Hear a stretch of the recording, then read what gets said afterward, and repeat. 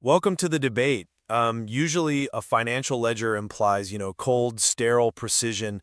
The columns balance perfectly. Right. But in Amanda Park's narrative of the midnight heist at Kwan's 24-Hour Express, well, that perfectly balanced spreadsheet is dragged completely through the mud. Yeah, well, because the ink in this ledger is literal blood. We're dissecting the story of Malachi, who orchestrates this armed raid on an underground gambling den, right, just to steal a corporate master ledger. Right, to clear his brother Travis, who was framed for drug possession. Exactly. Which brings us to the core tension of the story.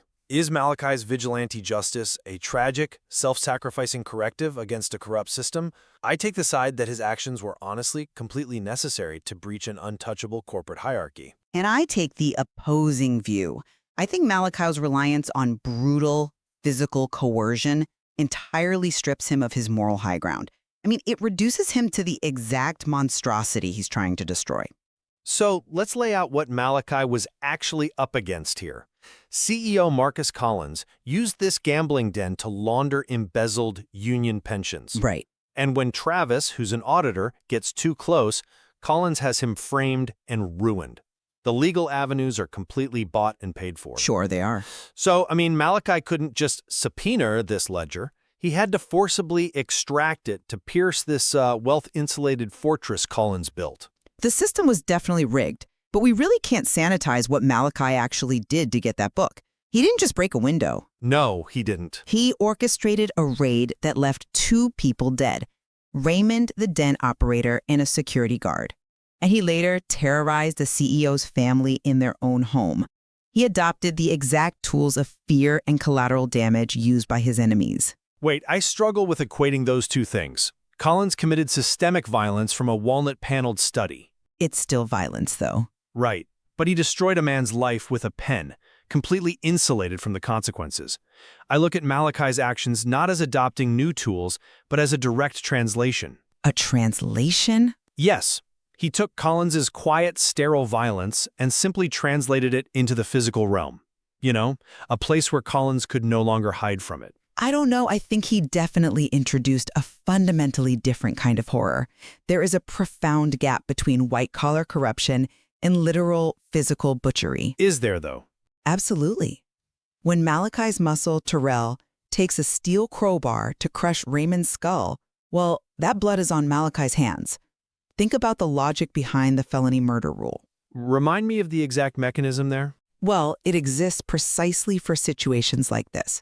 The law recognizes that if you intentionally create an incredibly volatile, highly dangerous environment— Like an armed heist? Exactly. You completely forfeit your right to call any resulting death an accident.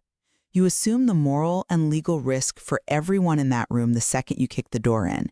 Malachi built that deadly environment. Okay, I see the logic and the legal doctrine, but if we're judging his ultimate moral culpability, we really have to look at how he pays for that environment. How so? Fast forward to the climax at the mansion. When the police finally breach the foyer, Malachi doesn't go out in a blaze of glory. He uses his own freedom to pay the toll. Well, yes. He surrenders, right? Accepting 2 consecutive life sentences just so that ledger reaches the authorities and Travis walks free.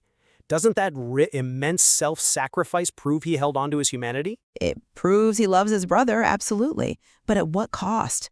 Look at what happens mere minutes before that surrender. Yeah, it gets dark. Malachi stands there and watches Terrell sadistically taunt 10-year-old Elijah with the hunting knife, just to squeeze a confession out of the CEO. That scene is tough to read, yeah. It's indefensible. You don't balance a ledger by traumatizing an innocent child. The moment he leverages a child's terror to achieve his goals, the moral high ground is just gone. I hear you. He created permanent psychological trauma just to balance his own books. We are definitely left with a profoundly unresolved tension here.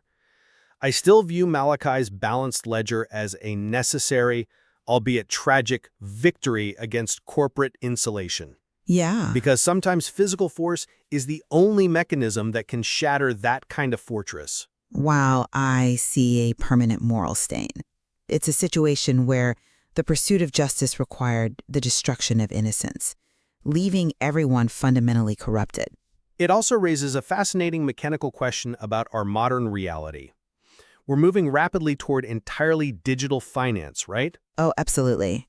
Offshore shell companies, encrypted blockchains. Right. So if this story happened today, and that master ledger was just a string of code distributed across global servers, a physical heist wouldn't have helped Malachi at all. Exactly. You can't put a gun to a decentralized server. It leaves us wondering how everyday people can possibly expose the truth in an increasingly insulated world where physical ledgers no longer exist. A question we'll leave you to weigh yourselves. When the columns of justice are finally tallied, does the blood on the ledger ever truly wash clean?